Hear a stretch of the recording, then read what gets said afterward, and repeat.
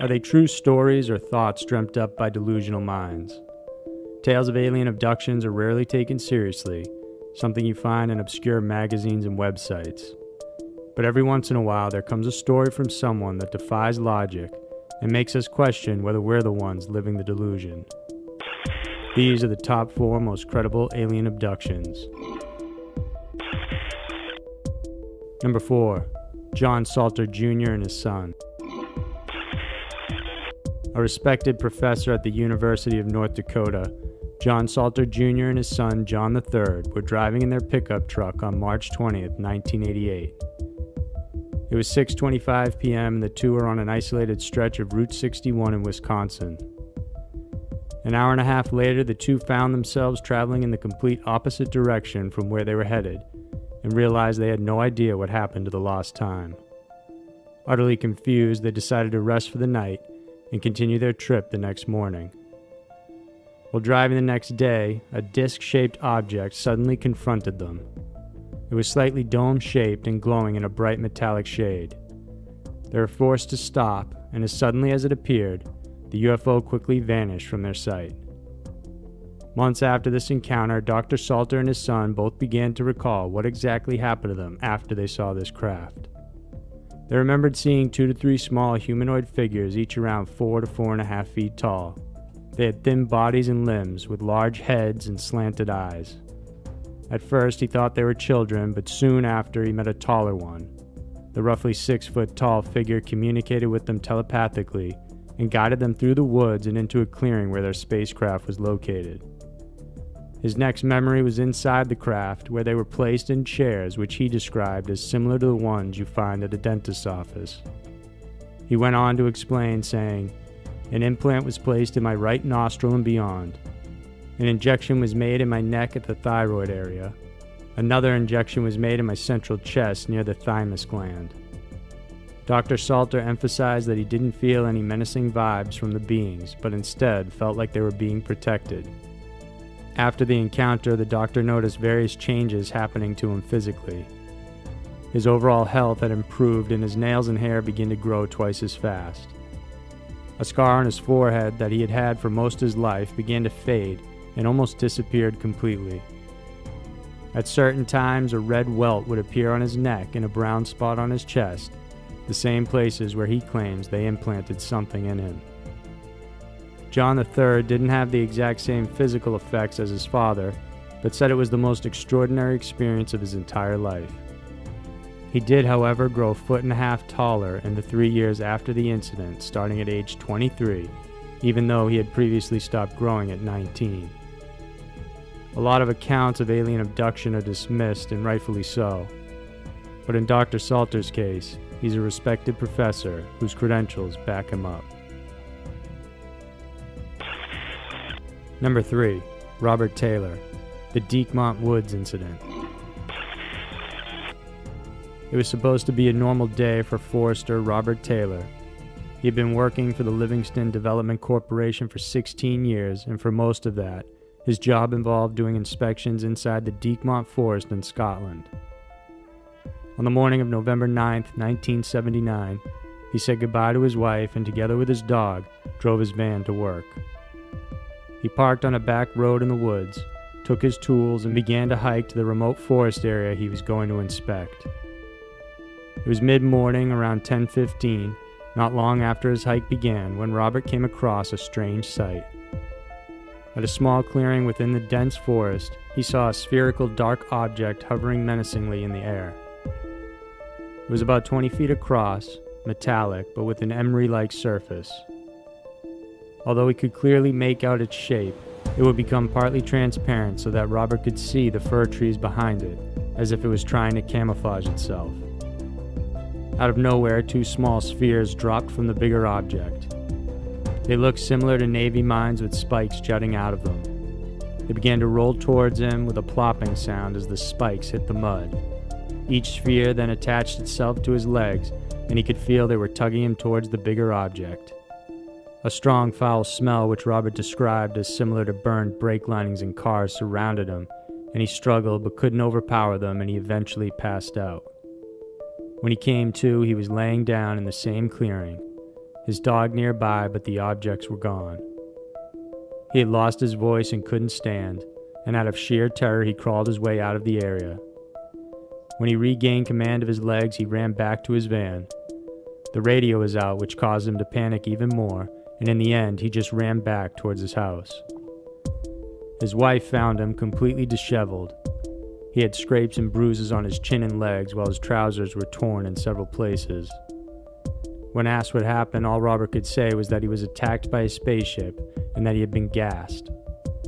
The police and a doctor came out and Robert was sent to the hospital. He later checked himself out without being examined, but his raging thirst endured for 2 days along with serious headaches. Instead of law enforcement scoffing at his report, they took him seriously and treated the matter as a physical assault of a person. Police went to the scene. They found Robert's van where he indicated it would be, and they went to the scene of the crime. They found several marks on the ground suggesting that something had come down and made impressions on the grass, but did not disturb the soil. Surrounding the larger mark were about 40 shallow holes matching Robert's story of the spiky spheres moving in a path before ultimately grabbing him. The police thoroughly investigated the mysterious marks and compared them to those that the heavy machinery of the Forest Department would create, but they couldn't replicate it. They also couldn't find any tracks leading in and out of the area, which indicated that whatever made those marks were placed there from something dropping them off. Robert's pants were sent to Edinburgh, where forensic scientists concluded that the tears coincided with Robert's story of being grabbed at the waist by some sort of spiky machine. However, it doesn't provide any conclusion to the incident overall. Even today, the case of Robert Taylor's mysterious encounter remains open. Number 2. Sergeant Charles L. Moody.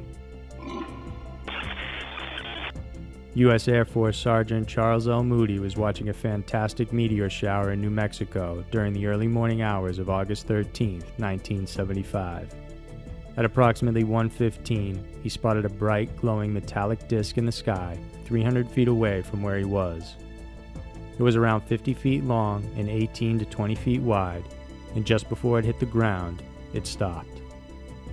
Now floating 15 to 20 feet above the ground, it wobbled a bit before moving towards Moody. When he realized what was happening, he rushed to his car and attempted to get away, but his vehicle wouldn't start. The object stopped no more than 50 feet from him, and it emanated a high-pitched humming sound.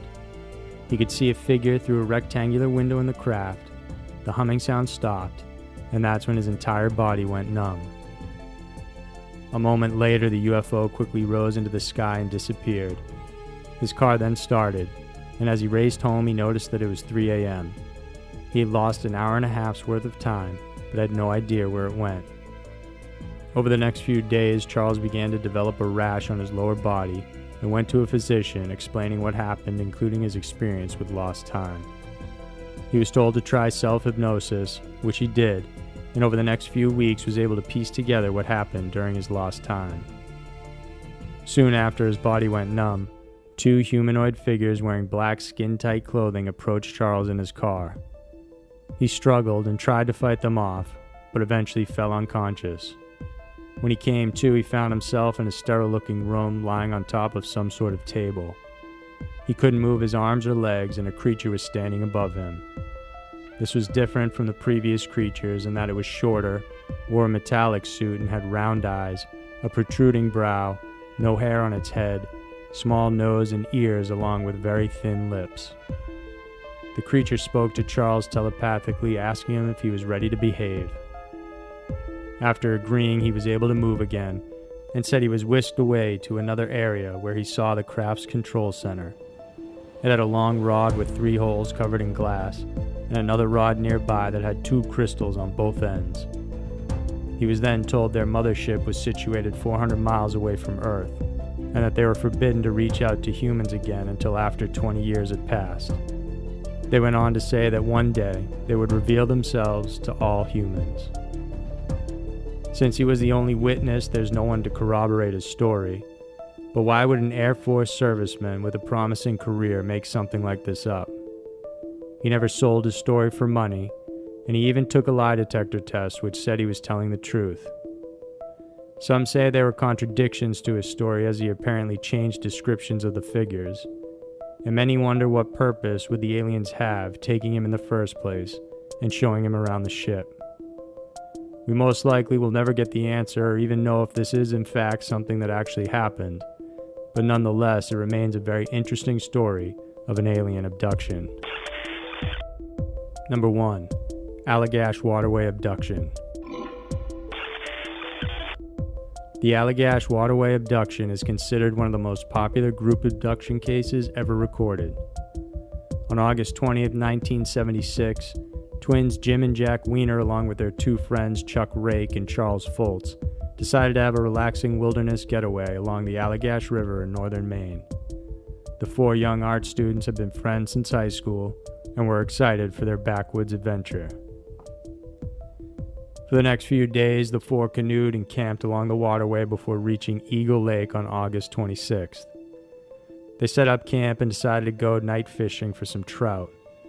Before heading out, they made sure to create a huge bonfire, fueling it with big logs that would burn for 2 to 3 hours at least, so they could easily find their way back. A short while after they started fishing, Chuck said he felt as if they were being watched. When he turned around, that's when he saw a large bright sphere silently hovering about 200 to 300 feet above the water and coming towards them. He yelled at the others to look, and all four saw the bright colored orb. Charlie took a flashlight and blinked at the object, and that's when it stopped moving completely. At the same time, a bright tube of light hit the water. Both the object and a trail of beaming light suddenly began moving faster towards the canoe and the boys. They frantically paddled to get away, heading to their campsite, but shortly after, the beam completely engulfed them. What they remembered next differed for each person. Charlie remembers paddling for the shore and standing at the campsite, while Chuck remembers staying in the canoe after they reached the shore and staring at the bright glowing orb moving away. The twins remembered a bit more. They recalled paddling furiously but realizing they couldn't get away from it. They were then standing on the shore and looking at the bright sphere hovering at 20 to 30 feet above the water. It stayed motionless for about 4 to 5 minutes before the beam pointed to the sky. It started to move and then shot out of sight. After the shock wore off, Chuck moved out of the canoe to find the others and himself staring at the bonfire, which should have been burning bright. The whole encounter seemed like it happened in 15 to 20 minutes, but the bonfire was completely burned out, with nothing but red coals left. The boys would go on with their lives for years without ever trying to explore what really had happened. But Jim eventually suffered a head injury causing temporal limbic epilepsy and was asked by doctors to recall any unusual experiences. That's when he mentioned the incident during their camping trip. The doctor suggested he try contacting a UFO researcher about what had happened, and so that's what he did.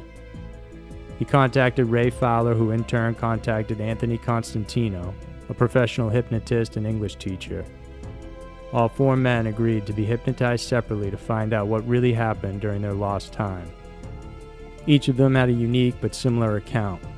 They were all brought inside a sterile, dimly lit room inside the craft while big-eyed creatures with long fingers probed and analyzed nearly every part of their bodies. The creatures that examined them had 4 fingers in each hand and metallic-looking large eyes. Even though all 4 were artists, for some reason they could not put a proper image of the creatures together. Aside from that, Jack was able to see his friends and brother being examined as they were made to sit on a plastic-like bench, but were unable to resist or do anything to protest what was happening. Various skin samples and fluids were taken, which included humiliating experiments since the creatures wanted to see their physiological and anatomical makeup. Today, the Allagash abduction remains to be one of the most popular accounts of alien abduction ever made. After the long hypnosis sessions with the men, Constantino was asked if he believed what they were saying was true, and he responded, "I do. After working with those guys, I was scared. I still am. I think it's true. I think they were being tagged the way we tag and study sharks and bears and then release them." So there were the top 4 most credible alien abductions. Alien abductions can seem outlandish to many, but as you've seen, there are some genuine accounts from otherwise reputable people. It's amazing to think that their stories, however unbelievable they may seem, could very well have actually happened.